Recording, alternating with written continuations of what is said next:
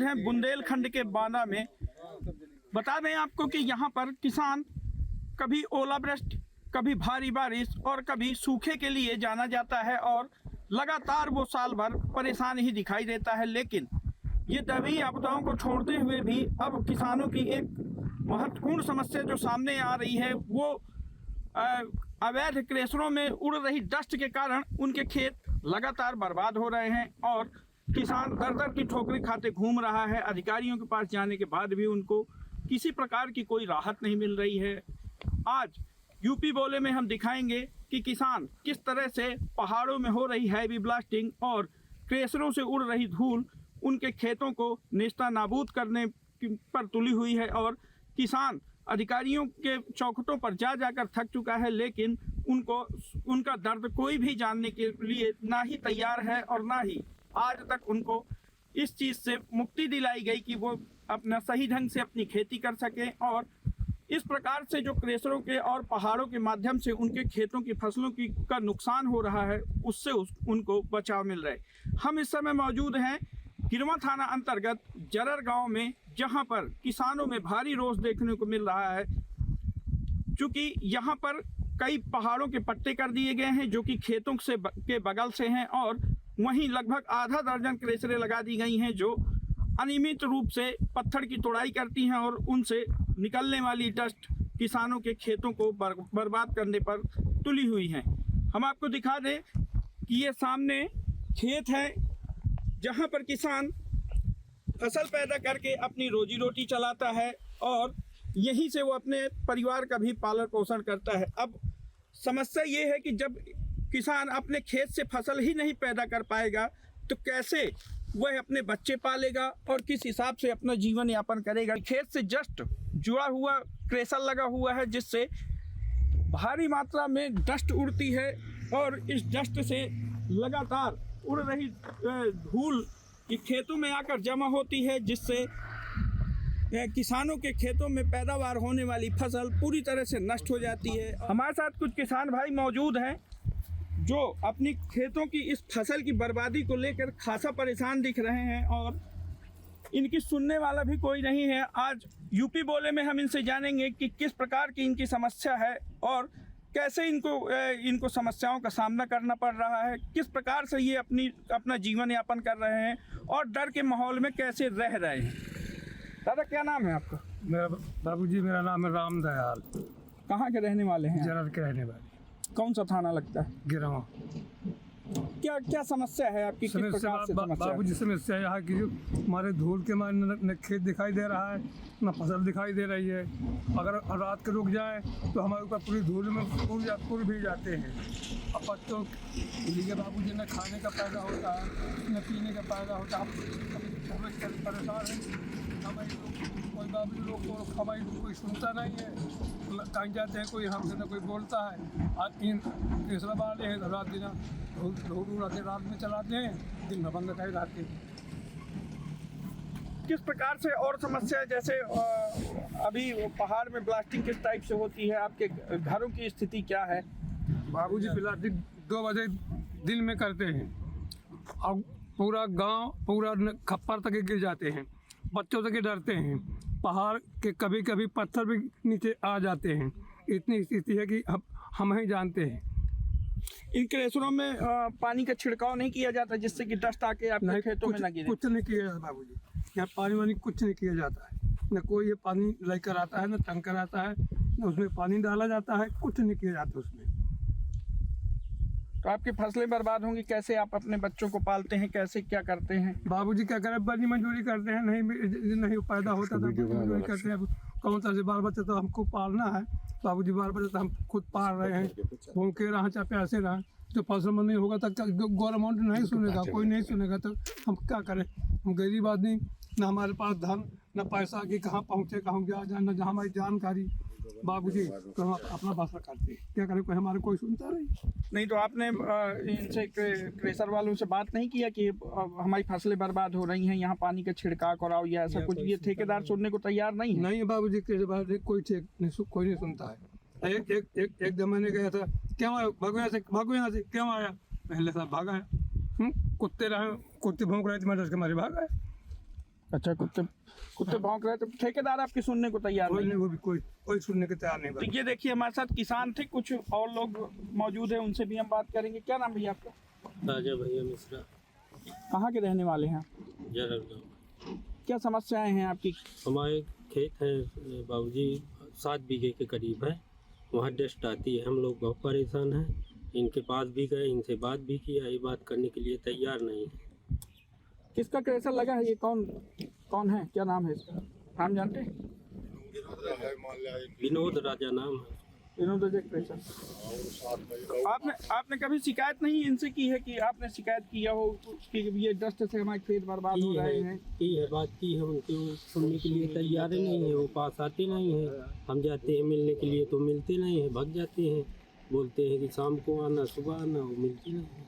हम परेशान है, बार बार जाते हैं, मिल नहीं रहे हैं।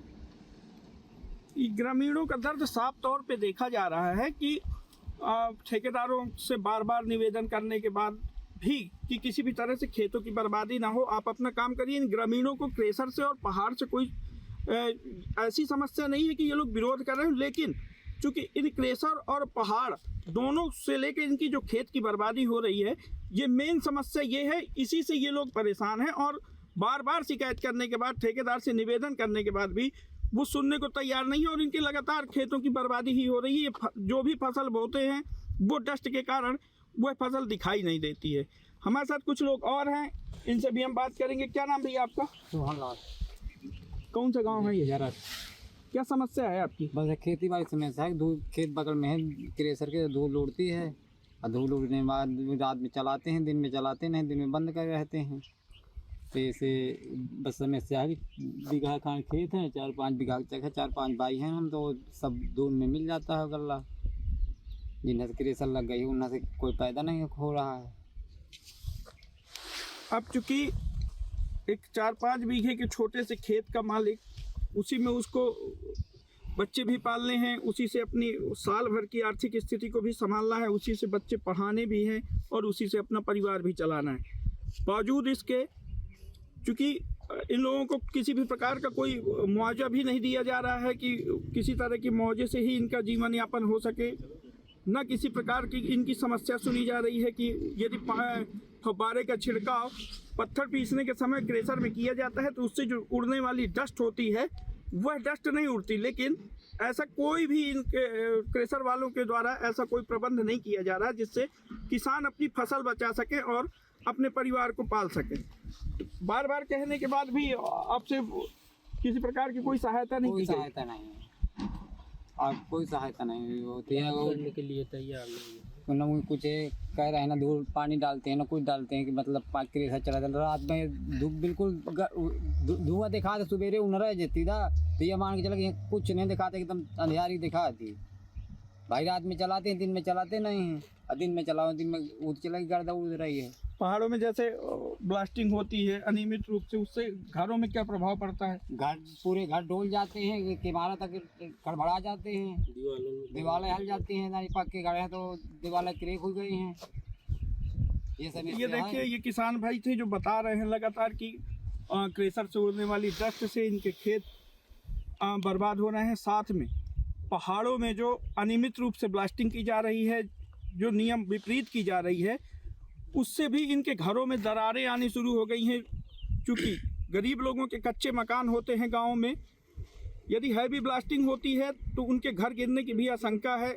इनके द्वारा बताया जा रहा है कि कहीं किसी कच्चे घर की लकड़ी टूट रही है, तो कहीं दरवाज़ा फट रहा है, तो कहीं कुछ हो रहा है।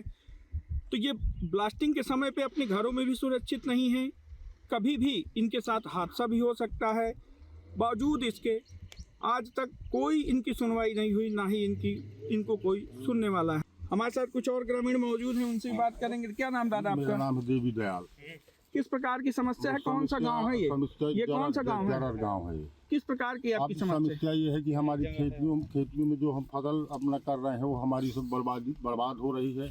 ये दस्त जो है बहुत उड़ रही है, इससे हमारे जो पेड़ पौधे लगे हैं वो भी नष्ट हो रहे हैं। आम के पेड़ थे यहीं पे बगल में, वो भी साले पूरे इस बार एक आम नहीं फरा ये दस्त के मारे। इस तरह की जो है बर्बादियाँ हमारे साथ हो रही हैं। परेशान है, पूरा रेगिस्तान बना दिया है हमारे खेतों का। ये इस तरह का हाल है। और क्रेडिट कार्ड लेकर के हम लोग अपने किसी तरह से जीवन यापन कर रहे हैं।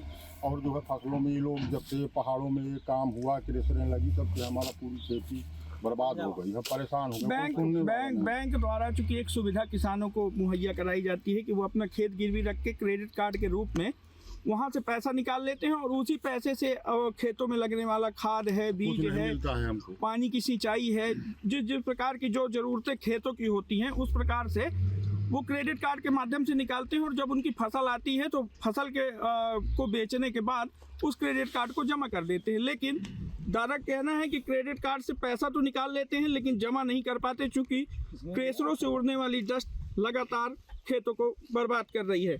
तो क्रेडिट कार्ड से निकाला हुआ पैसा जमा किया नहीं जमा कर पाए, जब कहीं से कोई आय नहीं है तो कहाँ से जमा कर पाए। अब परेशान हैं हम इसी बात को लेकर के, और इनके पास भी जाते हैं, कई बार बांधा भी गए, हमने दिया, जिला कलेक्टर के यहाँ भी एप्लीकेशन दिया, मगर कोई हमारा सुनता नहीं है, परेशान रहते हैं। बैंक वाले भी परेशान करते हैं, बैंक वाले भी परेशान करते हैं। वो भी कहते हैं, हमने कहा कि भैया आप मूलधन में ले लो, तो कहें नहीं पूरा पैसा चाहिए हमें। बैंक वाले ये कह रहे हैं कि पूरा पैसा जमा करो। हमारी ये स्थिति है। लड़कियां हमारी मान लो 4 ठो शादी करना है, ले लिया था पैसा, और मतलब जब फसल से नहीं दे पाए तो क्या करें, फिर बताओ कहाँ से क्या करें। इस तरह की परेशानी। कुल मिला के इनकी आर्थिक स्थिति, यदि खेतों में फसल नहीं पैदा होगी तो आर्थिक स्थिति इनकी ठीक होने वाली नहीं है, क्योंकि इसी खेती के माध्यम से ये अपनी लड़कियों की भी शादी करते हैं, लड़कों की भी शादी करते हैं, और तमाम प्रकार के जो भी खर्चे होते हैं किसानों के वो खेती से ही जुड़े होते हैं। चूँकि सरकार और बैंक द्वारा एक किसानों को अनुदान के रूप में, क्रेडिट कार्ड के रूप में कुछ पैसा दिया जाता है, जिससे वो अपने खेतों का काम कर ले और उसी से कुछ अपनी ज़रूरतें पूरी कर लें, और फसल आने के बाद उस पैसे को जमा करके वो अपनी समस्याओं को दूर कर सके। बहरहाल ऐसा अभी होता दिख नहीं रहा, क्योंकि यदि फसल खेत में होगी नहीं तो ना ही ये अपना कर्जा चुका पाएंगे और ना ही किसी प्रकार की अपनी समस्या से निजात पा पाएंगे। हमारे साथ कुछ लोग और हैं, उनसे भी हम बात करेंगे। क्या नाम भैया आपका? लल्लू गुप्ता नाम जी। किस प्रकार की समस्या है आपको? यहाँ सर खेती है, खेती में जो है बहुत परेशान है। यहाँ बहुत धूल उड़ती है कि जब क्रेशर चलाते हैं तो ऐसा लगता है कि बहुत ज़्यादा धूल उड़ती है। यहाँ ना तो समझ लीजिए कि किसान यहाँ रह पाता है, छोड़ के अपनी जगह भाग जाता है। नहीं तो कभी आपने शिकायत नहीं करी कि जैसे इसमें फव्वारा लगाने का वो है कि जिससे डस्ट ना उड़े? नहीं, शिकायत किया, कोई सुनने वाला नहीं है, तो बताइए क्या करें, परेशान है। कोई नहीं सुन रहा? कोई नहीं सुन रहा। अधिकारियों के पास नहीं गए?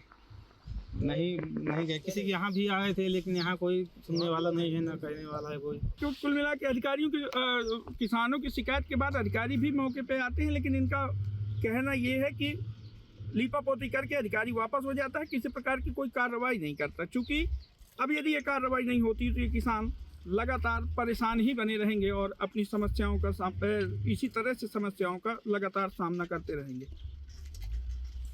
हमारे साथ एक ग्रामीण और मौजूद हैं, हम उनसे भी बात करेंगे। क्या नाम है आपका? मेरा नाम अभिषेक शुक्ला। कौन सा गांव है ये? ये जरर गांव है, गिरवा थाना क्षेत्र के अंतर्गत गांव है। और इस गांव में करीब 5 क्रेशर लगी हुई हैं। 5 क्रेशर मानक विहीन है, ना तो यहाँ कवर्ड किया गया है, जो क्रेशर चलती है उसको कवर्ड नहीं किया गया, जिसकी वजह से धूल पूरे आसपास के खेतों में जाती है। ना तो कवर्ड किया गया, ना तो पानी का छिड़काव होता है, ना यहाँ वृक्षारोपण किया गया है। जितने भी कुल मिला के एनजीटी के जो मानक है उनको किसी को भी ये पूरा नहीं करते ये क्रेशर वाले। इन सब को लेकर मैं एनजीटी में भी गया, एनजीटी में मैंने मुकदमा किया, जिसके बाद यहाँ की 5 क्रेशर और जो पहाड़ के 16 पट्टे हैं इन पे एनजीटी ने रोक लगा दी। इनके पास डीजीसीएमए की कोई रिपोर्ट नहीं थी, डीजीसीएमए का कोई लाइसेंस नहीं था, डीजीसीएमए के मानकों को पूरा नहीं करते थे, जिसकी वजह से एनजीटी ने रोक लगा दी। 1.5 महीने तक ये सारी क्रेशर और पहाड़ बंद रहे। इसके बाद इन लोगों ने हर्जाना भरा, एनजीटी ने हर्जाना लगाया 10-10 लाख रुपए, 15-15 लाख रुपए इन क्रेशरों पर और पहाड़ों पर। हर्जाना भरने के बाद दोबारा ये मानक विहीन कार्य कर रहे हैं। अब ये जो अगल बगल जो खेती है, तो ये जो धूल उड़ रही है, ये धूल नहीं है, ये पत्थर की धूल है। पत्थर की धूल ज़मीन को बंजर बना देती है। तो मुझे लगता है कि 4-5 साल बाद यहाँ पर बिल्कुल ज़मीन बंजर हो जाएगी और यहाँ घास तक नहीं उगेगी। क्रेशर लगाने के का मानक है जैसे कि, तो कोई तो मानक ऐसा बनाया गया होगा ना कि जैसे पत्थर की पिसाई की जा रही है तो इससे उड़ने वाली डस्ट इन खेतों तक न पहुंचे, तो किसान कैसे, कुछ तो मानक होगा। जो मशीन चल रही है, जो पत्थर को फोड़ के गिट्टी बनाती है, उस मशीन में लगातार पानी चलना चाहिए। उस मशीन को टीन से कवर्ड होना चाहिए ताकि धूल न उड़े। और चारों तरफ बाउंड्री वाल होना चाहिए। बाउंड्री वाल भी पर्दे से कवर्ड होना चाहिए और सुबह शाम दोनों टाइम सिंचाई होनी चाहिए और चारों ओर वृक्षारोपण होना चाहिए, जो मेन जो मानक है। आप यहाँ पर खड़े हैं, एक भी मानक नहीं पूरे कर रहा है ये क्रेशर क्या, जो 5 क्रेशर हैं कोई भी मानक नहीं पूरा करते हैं। और जब इनकी शिकायत की जाती है तो जो प्रशासनिक अधिकारी वो आते हैं और यहाँ घूम फिर के वो जो शिकायत होती है किसानों की, वो प्रशासनिक अधिकारियों के कमाने का एक जरिया बन जाता है। अच्छा लगता है कि हाँ, एक शिकायती पत्र आया है तो वसूली हो जाएगी, इस तरह की जो आरोप लगाते हैं किसान। अभी जैसे हम सड़क से भी आए थे तो हमको दिख रही थी कि पूरी सड़क उखड़ी पड़ी है, गिट्टियों की भरमार है, पूरे सड़क में गिट्टी पड़ी है। इसकी क्या वजह है? जैसे क्या ओवरलोडिंग की भी शिकायत है? लगातार ओवरलोडिंग के साथ साथ एनआर भी निकलते हैं, बिना परमिट के भी निकलते हैं। रात में यहाँ पर आइए तो यहाँ पर मोटरसाइकिल वाले अपनी जान बचाते हैं, कई लोग तो खेतों में कूद जाते हैं, इतनी स्पीड से ओवरलोड तक निकलते हैं। ओवरलोड रहते हैं प्लस स्पीड से रहते हैं, एनआर रहते हैं। इनको डर रहता है कहीं अधिकारी हमको पकड़ न ले, तो अंधों की तरह बिल्कुल भागते हैं, यमराज की तरह चलते हैं ये ट्रक। अभी फतेहपुर में एसटीएफ ने इतनी बड़ी कार्रवाई ओवरलोडिंग पे की है, तो क्या यहाँ पे कोई ऐसा प्रभाव नहीं पड़ा उस कार्रवाई के बाद? चूँकि मुख्य मार्ग से 4-5 किलोमीटर अंदर है तो यहाँ ट्रक ओवरलोड करके खड़ा कर लेते हैं। रात में लोकेशन बाद सक्रिय हो जाते हैं और बाकायदा लोकेशन के हिसाब से ट्रक निकाले जाते हैं।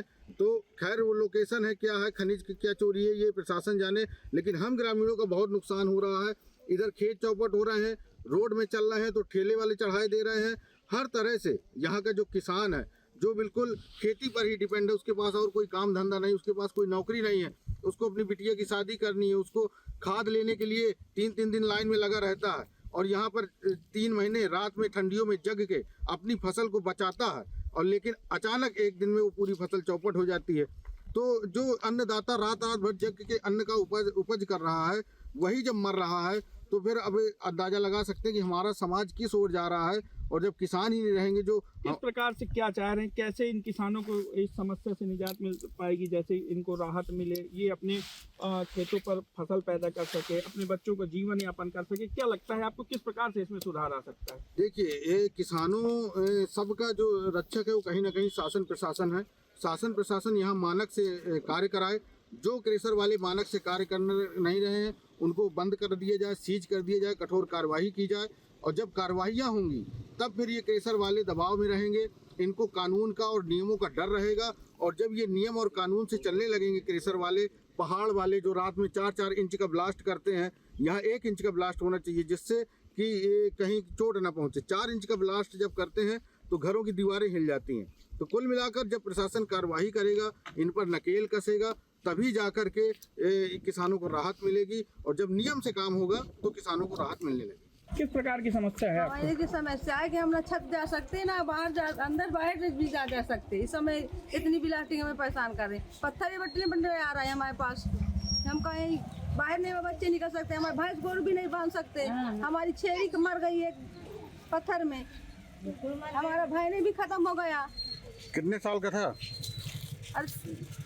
साल भरे का था। मैंने क्या घटना हुई थी? मैं खड़ी थी, अब ऐसे खड़े में खत्म हो गई थी, बच्चे दरी में खत्म हो गया था। हम जब दे रहे हैं, हमारे घर में भी पत्थर आ रहे हैं, क्या करें बताओ, तब कहाँ जाएं हम? क्या समस्या है?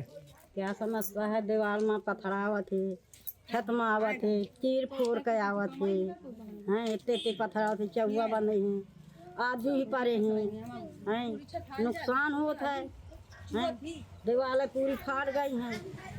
बताओ, पत्थर से दीवार फट रही? पत्थर से दीवार फट रही है, धमक से दीवार फट गई है। किस तरह का खतरा है? ये तरह का खतरा है भैया। कैसे एक डर का माहौल है ब्लास्टिंग से? ब्लास्टिंग में तो जो है धमक में फाटा थे, अब पत्थरा माई के भाड़ी है तो इन बच्चे पत्थर आवत है, हैं? लड़कों बच्चों को भी खतरा है क्या? लड़का बच्चे में खतरा है, किधर खत्म हो गया दिए देखा भाई ना खत्म हो जाता है, हाँ घरे से खत्म हो जाता है, वह लाख तो भेजर में यहाँ खत्म हो जाता है। बिटिया मोर खत्म हो बच्ची से इतना बड़ा पत्थरा होता है। आप लोग छत वत में जाते हैं तो डर लगता है? बिल्कुल डर लागत है, कहाँ रहा है, यहाँ उठा ठाड़ हो तो वत्ता या भीतर ठाड़ हो तो वत्ता या। क्या नाम है माता जी आपका? सुशीला। क्या समस्या है? समस्या है कि काका तो हुल चला थी और पत्थरा आवत है, अब काका छतन में टूट जाती ही है और खूब बड़े बड़े पत्थरा आवत है, जहाँ लड़का बच्चा मर जाए, जहाँ छेरी बकरी मर जाए, जहाँ जो मर जाए, इससे मतलब नहीं न कुछ। बच्चे हमारे भूखन मर रहे हैं। फसल में जब पैदावारी नहीं होगी तो बच्चे हमारे भूखन मर जाएंगे। अब बताओ, किसानी से हम लोग जुड़े हैं, किसान आदमी हैं, हम कहाँ जाएं। और घरों की स्थिति इसी तरह है, ब्लास्टिंग बड़े बड़े चलाते हैं, घर पूरे हिल जाते हैं। हमारे कच्चे मकान हैं, नकली टूट जाती हैं घरों की, और जो है तो रात में सो रहे हैं, चल जाती है कभी कभी ब्लास्टिंग, रात में चला देते हैं, पूरे मकान हिल जाती है, खटिया हिल जाती है, निकल के बाहर भागते हैं, बच्चों को बाहर निकालते हैं, नकली ऊपर से टूट गई तो हम परेशान हो जाते हैं। अब बताओ, रोज़ रोज़ थोड़ी मकान बनाया होता है, कहाँ बच्चे अंदर घुसेंगे। ब्लास्टिंग का समय तो दिन में है ना, रात में कैसे ब्लास्टिंग होती है? दिन में भी चलाते हैं, दिन में चलाते हैं, रात में भी चलती है। 2 बजे चलाते हैं, और किसी दिन रात में चला देते हैं चोरी लुका, तो वो बड़ी ब्लास्टिंग चलाते हैं, पूरा मकान हिल जाता है। नहीं तो आपने क्या शिकायत नहीं करी आपने कभी? कहा, हमसे कोई सुनता नहीं है। कई बार गए कि पहाड़ों वालों के पास गए, ठेकेदारों के पास गए, कोई सुनता नहीं है हमारा। इसलिए गरीब आदमी है तो हमारा कौन सुनेगा, कोई नहीं सुनता। कि हमारे साथ ग्रामीण थे जिनका कहना है कि यदि नियम से कार्य किए जाए तो ना ही किसानों को कोई नुकसान है और ना ही इनका कोई पहाड़ और किसी क्रेशर का विरोध है। बहरहाल, यदि नियमित रूप से ब्लास्टिंग और नियमित रूप से पत्थर की तोड़ाई की जाएगी तो ऐसी कोई समस्या नहीं आएगी। Akhilesh Tripathi, news state, Banda.